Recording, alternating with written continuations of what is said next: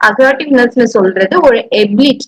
என்னன்னா நம்ம சைடு இருக்கிற ரைட்ஸ், எனக்கான ரைட்ஸ் இல்லைன்னா என்னோட பாயிண்ட், என்னோட ஃபீலிங்க, என்னோட தாட்ஸ இன்னொருத்தங்க கிட்ட கம்யூனிகேட் பண்றது, அக்ரெசிவா இல்லாம ஜென்யூன் வேல கம்யூனிகேட் பண்றது தான் என்னது அசர்ட்டிவ்னஸ்.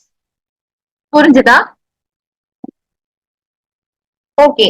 இந்த அசர்ட்டிவ்னஸோட நீடு எதனால நம்ம இந்த அசர்ட்டிவ்னஸ் ஒரு விஷயம் நமக்குள்ள பில்ட் பண்ணணும் அப்படிங்கிறதுக்கான நீட் என்னங்கறத நம்ம ஃபர்ஸ்ட் பார்ப்போம். ஆல்மோஸ்ட் நான் சொல்லிட்டேன் உங்ககிட்ட. இந்த ஜெனரேஷன் பத்தி சில விளக்கங்கள் கொடுத்தது மூலமா நீங்க வந்துட்டு அதை எடுத்திருப்பீங்க மைண்ட்ல. உங்களுக்கு எங்கேயோ ஒரு இடத்துல ரிலேட் பண்ண முடிஞ்சிருக்கும். உங்களை சுத்தி நடக்கிற விஷயங்கள்லயோ உங்களுக்குள்ள நடந்த விஷயமோ ஏதோ ஒண்ணு ரிலேட் பண்ண முடிஞ்சிருக்கும். அப்படித்தானே? பண்ண முடிஞ்சுதா இல்லையா? ம். Okay, good. சோ இதோட நீட் என்னங்கறத நம்ம பார்ப்போம். இப்போ நிறைய இடங்கள்ல நம்ம என்ன ஃபீல் பண்றோம், என்னோட தாட்ஸ் இது ரிலேட்டடா என்ன, எனக்கு என்ன வேணும் அப்படிங்கறத பல இடங்கள்ல கரெக்டா எக்ஸ்பிரஸ் பண்ணாம போறதுனாலதான் நிறைய அளவுல நம்மளோட மைண்ட் வந்து பிளாக் ஆகும். எனக்கு என்ன வேணுங்கிறத சொல்லாம அப்படி இருந்திருக்க உங்க லைஃப்ல ஒரு சிச்சுவேஷன்? உங்க மைண்ட்ல என்ன ஓடிட்டு இருக்கோ அதை எக்ஸ்பிரஸ் பண்ணாம நீங்க இருந்திருக்கீங்களா? பண்ணாம அதனால ஏதாவது பிரச்சனைகளை ஃபேஸ் பண்ணிருக்கீங்களா? ஐயோ, நான் இது ஃபர்ஸ்டே நான் எல்லாத்தையும் சொன்னேன் இல்ல, என் மைண்ட்ல அப்பவே இருந்துச்சு, நான் இது அப்பவே நான் எக்ஸ்பிளைன் பண்ணியிருந்தேன்னா இந்த பிரச்சனைக்குள்ள நான் மாட்டிருக்க மாட்டேன்னு, அப்படி ஏதாச்சும் இது பண்ணிருக்கீங்களா? எக்ஸ்பீரியன்ஸ் பண்ணிருக்கீங்களா? ஓகே. ஓகே, மைண்ட்ல வச்சுக்கோங்க நான் சொல்றத. சோ அந்த மாதிரி நம்மளோட உணர்வுகளை, நம்மளோட தாட்ஸை எக்ஸ்பிரஸ் பண்ணாம விட்டுட்டோம்னா அது ஒரு மாதிரி ஒரு கில்ட்டிக்குள்ள நம்மள போய் மாட்டோம். ஃபர்ஸ்டே சொல்லிருக்கலாம், ஃபர்ஸ்டே எக்ஸ்பிரஸ் பண்ணிருக்கலாம். இல்லைன்னா அதை வந்து கரெக்டா நம்ம எக்ஸ்பிரஸ் பண்ணாம அவங்களோட டிசிஷனுக்குள்ள போய் நம்ம மாட்டிக்கிட்டோம்னா அது ஒரு பயங்கரமான ஒரு இது. சோ கரெக்டான இடத்துல நம்மளோட ஃபீலிங்கும் தாட்ஸையும் நம்ம எக்ஸ்பிரஸ் பண்ணிடணும். சோ இந்த அசர்ட்டிவ்னஸ் தான் நமக்குள்ள பில்ட் பண்றது மூலமா என்னோட ஃபீலிங் என்ன, என்னோட தாட்ஸ் என்ன, ப்ரையாரிட்டி ஃபர்ஸ்ட் நமக்கு கொடுப்போம். அதை வந்து கரெக்டா கன்வே பண்றதுக்கான இதுவும் வந்துடும். ஓகே. சோ அது எக்ஸ்பிரஸ் பண்ண முடியாம வர்ற பிரச்சனைகளை நம்ம அவாய்ட் பண்ணலாம் ஃபர்ஸ்ட்.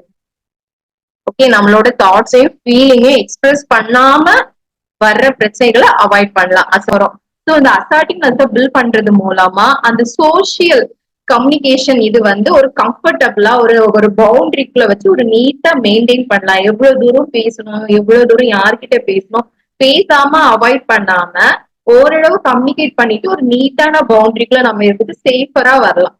ஓகே. சோசியல் கம்யூனிகேஷன் விஷயங்களை வந்துட்டு என்ரிச் பண்றதுக்கு இந்த அசர்ட்டிவ்னஸ் வந்து ஒரு வகையில பயன் உரிமைகள் என்ன அப்படிங்கிறதுக்கான ஒரு அவேர்னஸ் வந்து நமக்கு கிடைக்கும்.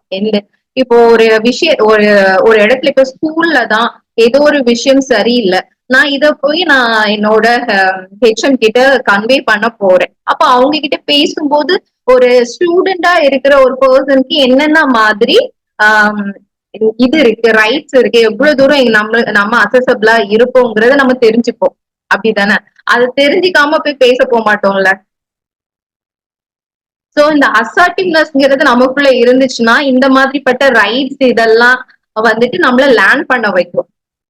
ஒரு இடத்துல நான் பேச போறேன், அப்போ பேச போனோம்னா எனக்கு அது அங்க பேசுறதுக்கு எனக்கு எவ்வளவு தூரம் அசசபிளா இருக்குன்னு, என்ன ரைட்ஸ் இருக்குன்னு நம்ம தெரிஞ்சுக்கணும். அதே மாதிரி என் சைடு என்ன இருக்குங்கிறது நம்ம தெரிஞ்சுக்கணும். சோ இந்த ஒரு அலர்ட்னஸையும் அவேர்னஸையும் இந்த அசர்ட்டிவ்னஸ் வந்து நமக்கு கொடுக்கும். இடத்துல பிறந்தா எல்லாத்துக்குமே வந்துட்டு இந்த நெகட்டிவ் ஃபீலிங் அப்படிங்கிறது வந்து வராத மனுஷனே கிடையாது. ஓகே. நெகட்டிவ் ஃபீலிங் இல்லாத மனுஷனே கிடையாது. நெகட்டிவ் ஃபீலிங் இந்த சென்ஸ் என்ன வேணாலும் இருக்கலாம். போட்டியா இருக்கலாம், பொறாமையா இருக்கலாம், என்ன வேணாலும் இருக்கு. நம்மளை பத்தியே நம்ம நெகட்டிவா நினைப்போம், நெகட்டிவாவே ஒரு தாழ்வு மனப்பான்மைன்னு சொல்லுவோம். அந்த மாதிரி என்ன ஒரு நெகட்டிவ் ஃபீலிங்னால வரலாம். உங்ககிட்ட அசர்ட்டிவ்னஸ் ஒரு பிஹேவியர் இருந்துச்சுன்னா இந்த மாதிரி நெகட்டிவ் ஃபீலிங் நமக்குள்ள வரதான் செய்யும். அந்த வரக்கூடிய நேரம் அதை பாத்துக்கலாம். ஓகே, இதுதானே, இதை இப்படி ஸ்போர்ட்டிவா எடுத்துப்போம். இந்த அசர்ட்டிவ்னஸ்ங்கிறது ஒண்ணு இருந்துச்சுன்னா நம்ம கிட்ட அத வந்து நெகட்டிவா பேலன்ஸ் பண்ணி அதை பாசிட்டிவா நம்மளால மாத்துற அளவுக்கு ஒரு திங்கிங் நமக்குள்ள வந்துடும். அதுதான் கிரிட்டிக்கல் திங்கிங்னு சொல்றது. அதுதான். புரிஞ்சுதா?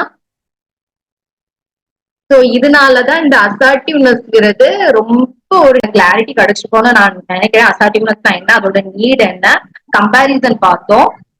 அதுக்கப்புறம் அந்த கேரக்டரை எப்படி நமக்குள்ள பில்ட் பண்ணணும்னு 8 ஸ்டெப்ஸ் பார்த்தோம். அந்த 8 ஸ்டெப்ஸும் ஒர்க் அவுட் ஆகணும்னா செல்ஃப் லவ் மேண்டிட்டரியா வேணும். It's tool to apply the 8 steps. Okay, self love is the tool to apply the 4 steps what we study for build the assertiveness.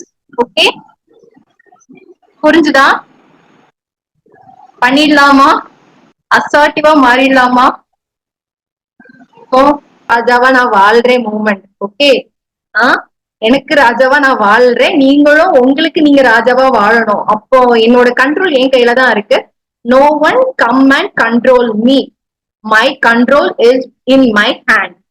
எப்படி இருக்கும்? யார கம்பெடுத்து நம்ம இது பண்ண வேணாம். எனக்கு தெரியும் நான் என்ன நான் பாத்துப்பேன், என்ன எப்படி நல்லா பாத்துக்கணும்னு எனக்கு தெரியும், இந்த இடத்துல எப்படி நான் பிஹேவ் பண்ணணும்னு எனக்கு நல்லாவே தெரியும். அப்படிங்கிற ஒரு நேச்சர் வந்து இந்த அசர்ட்டிவ்னஸ் கண்டிப்பா நமக்கு கொடுக்கும். சோ ட்ரைட், நான் சொன்ன மாதிரிதான் எதுவுமே experiment, experience, then only believe the concept. அதே மாதிரி இன்னைக்கு ஒரு கான்செப்ட் சொல்லி கொடுத்துருக்கேன், அதை எக்ஸ்பெரிமெண்ட் பண்ணி பாருங்க, ரிசல்ட் எக்ஸ்பீரியன்ஸ் பண்ணுங்க, அதுக்கப்புறம் பிலீவ் பண்ணுங்க எனக்கு ராஜாவா நான் வாழ்றேங்கிறத. ஓகே, தட்ஸ் இட் இன்னைக்கு class. Hi everybody, this is Reenu Bala, certified counselor, emotional well-being trainer and founder of Ahalayam Counseling Hub.